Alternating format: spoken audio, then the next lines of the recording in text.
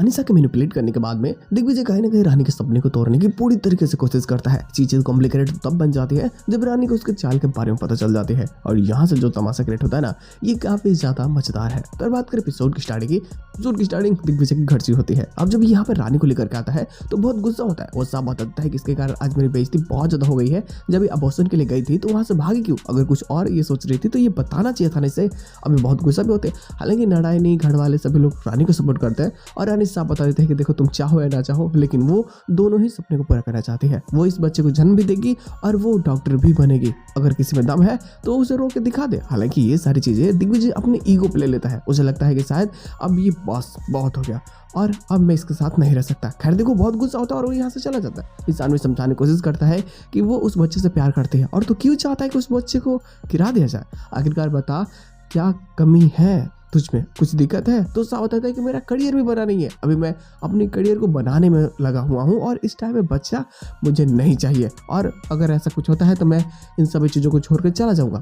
जैसी बातें बोलने लगता है, इंसान को भी तरह से डर हो जाता है। हालांकि रानी भी बहुत सोचती समझती है।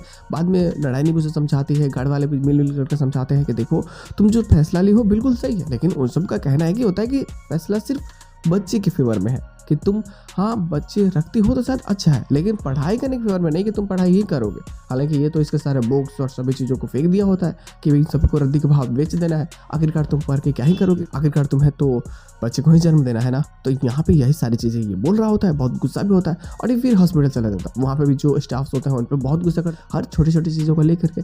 लेकिन यहाँ पे जब अनीसा को फ़ोन करके पिंकी बता देती है कि रानी अबॉर्शन कराने से मना करती है और अब वो चाहती है उस बच्चे को रखना, और ये एक ऐसा जड़िया है जिसके तरीके से वो दिग्विजय को अपने पास रख सकते हैं। ये सारी बातें बता देती है। तो अनीसा को लगता है कि यार कैसे भी करके उस बच्चे को ही अगर हटा दिया जाए रास्ते से तो शायद दिग्विजय इसका हो सकता है। और यहाँ पिंकी भी खूब मैनिपुलेट करती है कि देखो मुझे पता है तुम बहुत प्यार करते हो उससे और तुम बजाज से प्यार नहीं करते, तुम बस पैसों के लिए उसके पास में हो, लेकिन आज भी तुम्हारे दिल में अगर कोई है तो वो दिग्विजय ही है। अब देखो ये सारी बातें बहुत अजीब तो होती है, लेकिन अनीसा के दिल की बात ही होती है। तो वो सोचती है कि क्यों ना दिग्विजय से जाकर बात करें। तो वो उसे मनाती है, कुछ खाने के लिए लेके चली जाती है मार्केट में। खैर जाकर के चाट छोला जब खा रहे होते तो एक ब्लॉगर होती है, वो वीडियोज रिकॉर्ड करी होते हैं और ये वीडियोज जब लाइव होती है तो वो सारी वीडियोज ना दिग्विजय की बहन उसकी सब्सक्राइबर होती है तो वो देख रही होती है। तो वो दिखा रही होती है रानी को कि देखिए ये मेरी दोस्त है और कितने अच्छी अच्छी वीडियोज बनाती है। लेकिन जैसे ही रानी देखती है कि अरे यहाँ पे तो चाट छोले खाए जा रहे हैं, मज़े मारे जा रहे हैं, तो अब ये समझ जाते हैं कि एक्स के पास में जा करके मज़े मार रहे हैं और अपनी बीवी से दुश्मनी निभा रहे हैं। और ये बहुत गुस्सा भी होते हैं, लेकिन ये पहले अनीसा को सबक करना चाहते हैं। उसकी बेइज्जती करके उसे सच में थोड़ा सा दूर किया जाए दिग्विजय के साथ से, अब अपनी उंगलियों पर नचाए। और ये सारी चीज़ें काफ़ी मज़ेदार होती है। लेकिन इस यही प्लॉट के साथ में एपिसोड के एंडिंग करते जाते हैं। मैं पहले ही क्लियर कर देता हूँ कि पोस्टर सीन एक महा एपिसोड वाला पोस्टर सीन है कि हाँ भाई शुक्रवार जो तमाशा या फिर कह लो कि जो मज़ा होने वाला है होली को लेकर के, ये सारी चीज़ें देखने को मिलेगी। तो आगे के पोस्टेशन नहीं होते हैं कि आने वाले एपिसोड में क्या चीज़ हो सकती है, लेकिन इतना तो इमेजिन कर सकते हैं कि भाई जो चीज़ है वो अनीसा के साथ में देखिए दिग्विजय का खुश ऐसा होते हुए वो बिल्कुल वही चीज़ को लेकर तमाशा क्रिएट करेगी।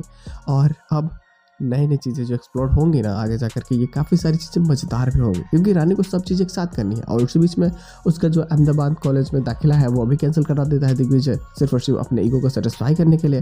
वही मेल जो है ना, कैसे कर सकती हो? मैंने बोला नहीं तो नहीं, लेकिन अब तो वो हाँ करना चाहती है कि करना तो है।